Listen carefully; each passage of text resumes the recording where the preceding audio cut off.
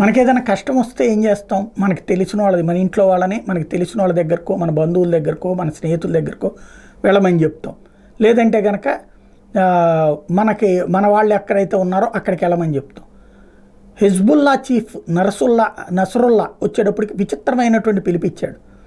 ఇప్పుడు ఎవరైతే నిరాశ్రయులుగా మారుతున్నటువంటి వాళ్ళు ఉన్నారో 1.5 మిలియన్ల మంది సిరియన్లు, సిరియాలో ఈ 2 వర్గాల ఘర్షణ, ఇద్దరు కూడా ముస్లింలే కానీ ఒక వర్గం ఇంకొక వర్గం మీద ఘర్షణ కారణంగా 1.5 మిలియన్ల మంది అంటే 15 లక్షల మంది తిప్పలు పడుతున్నారు. వాళ్ళని ఎక్కడికి పోమని చెప్పాలి? చేతనైతే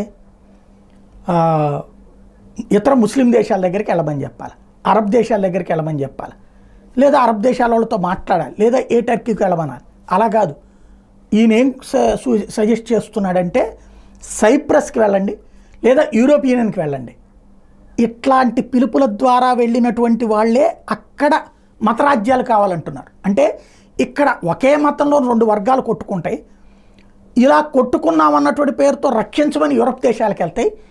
ఆ దేశాలని మతరాజ్యాల కింద మార్చాలనుకునేటటువంటి ఎత్తుగడ అన్నది ఇక్కడ స్పష్టమవుతుంది.